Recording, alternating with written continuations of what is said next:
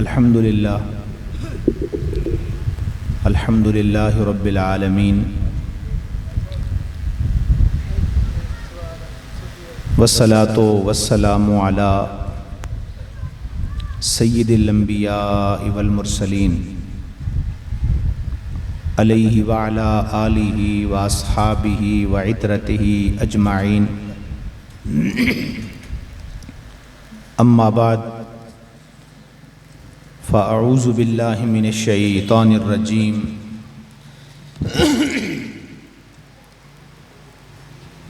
بسم اللہ الرحمن الرحیم ورحمتی وسعت کل شیء صدق اللہ العظیم ان اللہ وملائکتہ یصلون علی النبی یا ایہا الذین آمنوا صلوا علیہ وسلموا تسلیما۔ تمام حضرات محبت کے ساتھ پڑھیے الصلاۃ والسلام علیک یا سیدی یا رسول اللہ وعلی آلک واصحابک یا سیدی یا حبیب اللہ۔ الصلاۃ والسلام علیک یا سیدی یا رحمۃ للعالمین وعلی آلک واصحابک یا سیدی یا شفیع المذنبین۔ انتہائی واجب الاحترام، قابل تکریم، معزز و محترم مہمانان گرامی،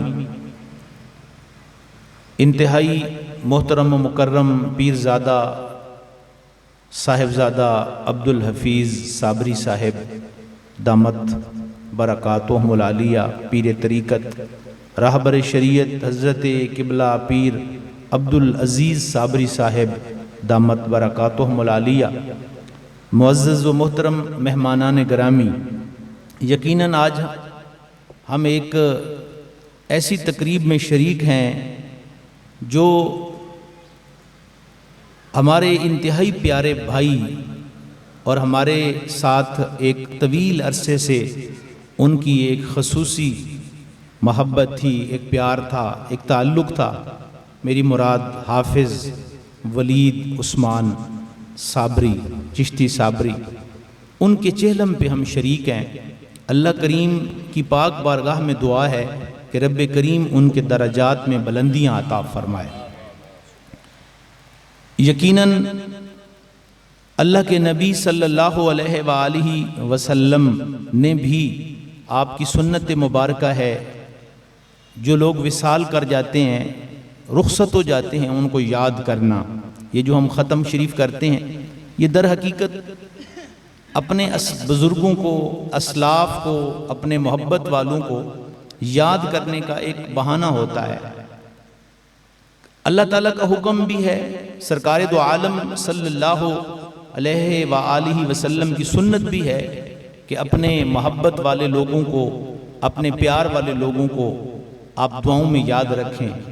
اور یہی ایک چیز بچتی ہے کہ جب انسان ان کی محبتوں کو، ان کے پیار کو کس انداز سے بیان کرتا ہے کہ انسان ان کے لیے دعا کرے، تو دعا کرنا در حقیقت ایک حقیقی اور اخروی فائدہ ہے۔ باقی اگر ہم تاریخ دیکھیں، سرکار کے دور میں ایک مرثیہ کا نظام تھا، مراسی عربی میں ہم انہیں کہتے ہیں، کہ فوت ہونے والوں کے پیچھے درد اور علم سے معمور کلام لکھے جاتے تھے۔ عرب کی تاریخ کو اگر دیکھا جائے تو سرکار دو عالم صلی اللہ علیہ وآلہ وسلم وہ مرثیہ جو سید الشہداء سیدنا امیر حمزہ رضی اللہ تعالی عنہ کی شہادت کے بعد زہیر بن ابی سلمہ نے لکھا یا دیگر شعراء نے لکھا، تو آپ بڑی محبت سے سنتے تھے، اور ان اشعار کے ذریعے در حقیقت آپ کو اپنے چچا جان کی، دیگر شہداء کی یاد آتی تھی۔ تو میں بھی ایک مرثیے کا ایک شعر ہے، محسن نقوی نے کہا تھا، آج وہ ڈیڈیکیٹ کروں گا، منسوب کروں گا حافظ محمد عثمان ولید عثمان صاحب کو رحمت اللہ تعالی علیہ۔ انہوں نے ایک بڑی محبت کا انداز اپناتے ہوئے کہا تھا کہ آ جا کے ابھی ضبط کا موسم نہیں گزرا، آ جا کے ابھی ضبط کا موسم نہیں گزرا، آ جا کے پہاڑوں پہ ابھی برف جمی ہے، خوشبو کے جزیروں سے ستاروں کی حدوں تک اس شہر میں سب کچھ ہے، فقط تیری کمی ہے۔ تو یقیناً جو لوگ دل میں بستے ہیں تو ان جیسا تو کوئی نہیں ہوتا۔ کسی کی یاد بھی در حقیقت اس وقت آتی ہے کہ جب وہ اس دنیا سے رخصت ہو جاتا ہے۔ ہمارے بھائی تھے، محبتوں کا ایک رشتہ تھا، میں دعا گو ہوں اللہ کریم ان کی قبر کو جنت کا باغ بنائے، سب کہتے ہیں آمین۔ اللہ کریم کروٹ کروٹ انہیں راحت عطا فرمائے۔ اور میرے آقا علیہ السلام کا فرمان ہے کہ رب تعالیٰ دنیا میں جسے جتنا دکھ دیتا ہے اس کے بدلے آخرت میں اتنا مداوا، یعنی اس کا نعم البدل بھی عطا فرماتا ہے۔ یقیناً عبدالحفیظ صاحب کو تکلیف ہے، ماں کے لیے، باپ کے لیے، اس سے بڑا اور کیا دکھ ہو سکتا ہے کہ آنکھ کا نور، نور نظر، دل کا قرار بیٹا ان کی نگاہوں سے اوجھل ہو جائے۔ لیکن یاد رکھنا گرامی قدر یہی بات ہے کہ سرکار دو عالم صلی اللہ علیہ وآلہ وسلم نے کیا حکم ارشاد فرمایا جب آپ کے بیٹے حضرت ابراہیم رضی اللہ تعالی عنہ کا وصال ہوتا ہے، آقا کریم گھر سے باہر نکلتے ہیں تو آپ کے ہاتھوں کے اوپر حضرت ابراہیم 17 ماہ کا بیٹا ہے، آپ نے ہاتھوں کے اوپر اٹھایا، اور بخاری شریف کے الفاظ ہیں، حضور کی زبان پہ بار بار یہ جملے تھے، فرمایا یا ابراہیم ان العین تدمع، اے ابراہیم میری آنکھوں میں آنسو ہیں، والقلب یحزن، میرے دل میں پژمردگی اور ملال ہے، لیکن اے دنیا والو گواہ ہو جاؤ محمد اپنے بیٹے کی اس شہادت پہ اللہ کی رضا پہ راضی ہے۔ تو گویا آنکھوں میں آنسو بھی ہوتے ہیں، اور یہ ایک فطرتی امر ہے، اور یہ سنت نبوی بھی ہے، دل میں پژمردگی اور ملال بھی ہوتا ہے، لیکن بندہ مومن آخر میں کہتا کیا ہے کہ اے میرے پروردگار میں تیری رضا پہ راضی ہوں۔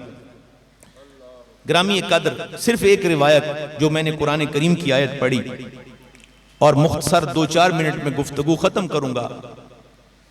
گرامی قدر اللہ تعالیٰ کا یہ قانون ہے کہ وَرَحْمَتِي وَسِعَتْ كُلَّ شَيْءٍ، کہ میری جو رحمت ہے یہ تمام چیزوں پر محیط ہے۔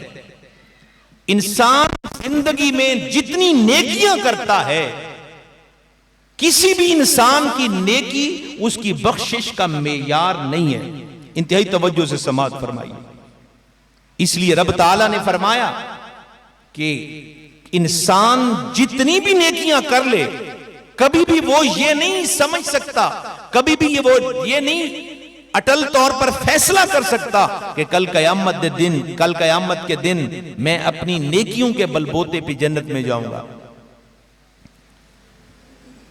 جے میں ویکھاں عملاں والے تے کچھ نہیں میرے پلے، جے میں ویکھاں تیری رحمت والے تے بلے بلے بلے۔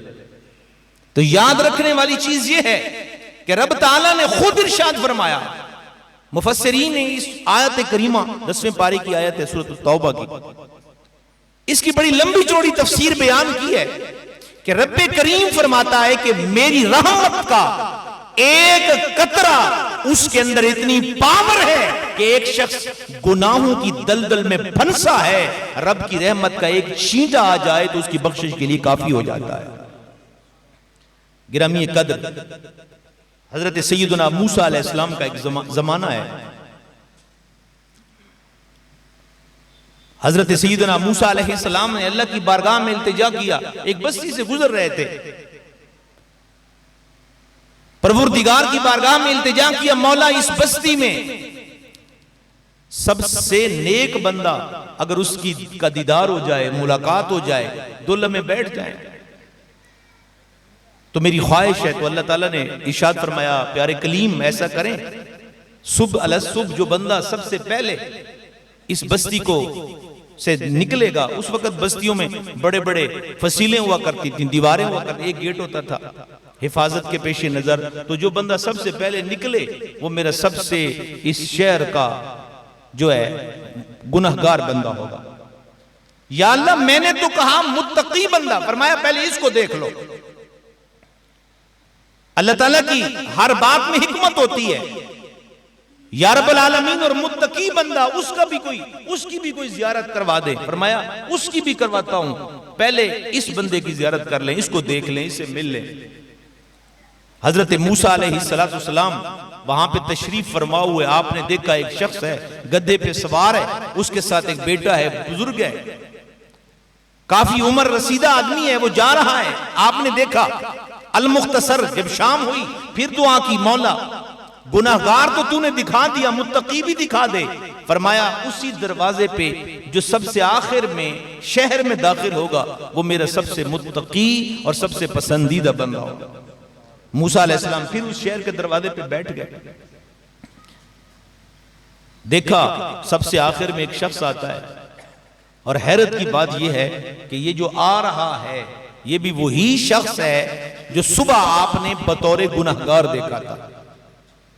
یعنی جو صبح جاتے ہوئے رب تعالیٰ نے سب سے شہر کا پاپی اور مجرم اور گناہگار بندہ دکھایا تھا، شام کو جب موسیٰ علیہ السلام دعا کر کے بیٹھے ہیں کہ پروردگار اس شہر کا سب سے متقی شخص دکھا دے، تو وہی بندہ دوبارہ اسی گدھے پہ سوار اسی بیٹے کے ساتھ سب سے آخر میں شہر میں داخل ہو رہا ہے۔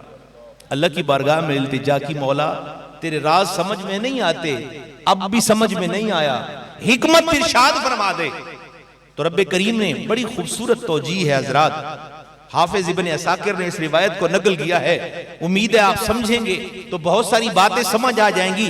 اللہ کریم نے ارشاد فرمایا، پیارے موسیٰ یہ بندہ جب شہر سے نکلا گناہگار تھا، ساری زندگی اس نے جرم کمائے ہیں، ساری زندگی اس نے میرے فرائض کو چھوڑا ہے، خطاؤں پہ خطائیں کی ہیں، جرموں پہ جرم کیے ہیں، ساری زندگی اس نے میرے احکامات کو رد کیا ہے۔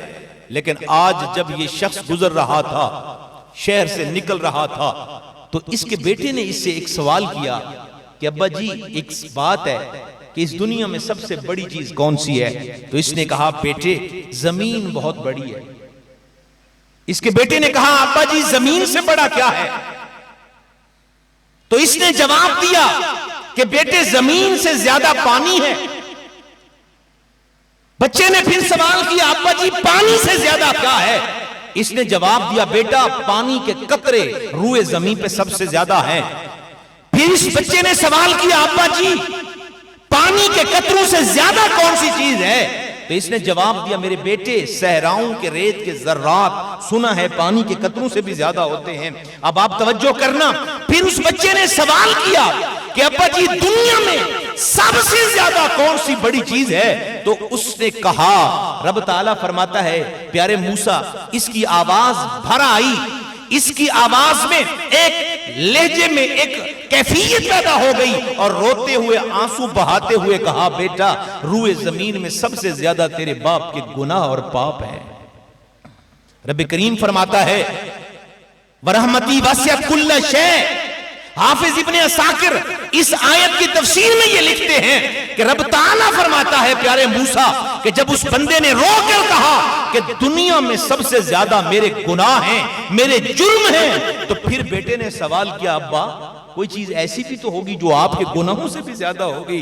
تو کہا ہاں۔ پھر اس شخص نے مسکرا کر کہا میرے پیارے بیٹے کائنات میں ایک چیز ہے جو میرے گناہوں سے بھی زیادہ ہے، اور وہ میرے رب کی رحمت ہے، وہ میرے پروردگار کی رحمت ہے، وہ میرے پروردگار کا کرم ہے۔ تو یاد رکھنے والی بات ہے ہمیں نیکی پہ گھمنڈ نہیں کرنا، اپنی باپ بڑائی پہ، اپنے حسب و نسب پہ اس پہ گھمنڈ نہیں کرنا۔ رب کعبہ کی قسم ہے انسان جب آخری سسکی لے رہا ہوتا ہے نہ جانے اس کا رب سے رجوع ہو جائے تو پروردگار اس کے سارے گناہوں کی کتاب کو مٹا کے اس کو نیک بندوں میں شامل فرما دیتا ہے۔ تاریخ میں بہت ساری باتیں ہیں، اس موضوع پہ میں آپ کی بارگاہ میں عرض کرتا لیکن وقت اجازت نہیں دیتا۔ آؤ ہر لمحہ اللہ کی رحمت پہ کہ میرے رب نے کہا کہ پوری کائنات ایک طرف ہو، اور یہ رحمت تو اتنی وسیع ہے کہ 99 بندے کا قاتل بھی ایک آن میں ایک لمحے میں پروردگار کا محبوب بن جاتا ہے۔ آپ نے نہیں سنا؟ یہ رحمت تھی کہ ایک مجرم بندے کو رب تعالیٰ، اور کئی تاریخ میں بڑے بڑے بشر حافی رحمت اللہ تعالیٰ علیہ جیسے اولیاء کی ایک طویل فہرست موجود ہے، جو ایک گھڑی میں آتے ہیں، اللہ کی رحمت کی جلوہ میں آتے ہیں اور معرفت کا خزانہ پا جاتے ہیں۔ آؤ ہم بھی امید کرتے ہیں اللہ مرحوم کی بخشش فرمائے۔ کہہ دیجئے آمین۔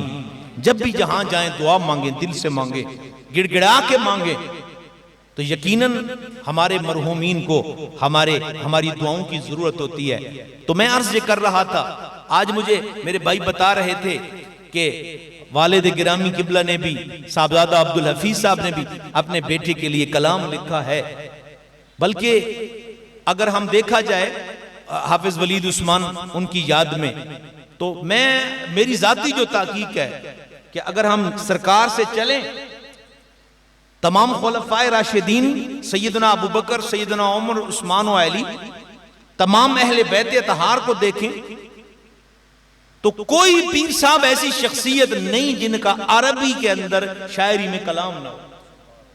کسی کا مرثیہ ہے، کسی کی منقبت ہے، کسی کی نعت ہے۔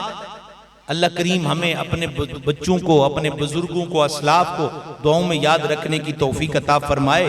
تو یقیناً یہ ہمارے بچے یہ بھی پڑھ کر بھائی سنائیں گے، اللہ ان کی محبتوں کو قبول فرمائے اور کروٹ کروٹ حافظ ولید عثمان کو راحتیں عطا فرمائے، والدین کو نعم البدل عطا فرمائے، صبر جمیل عطا فرمائے۔ وآخر دعوانا ان الحمدللہ رب العالمین۔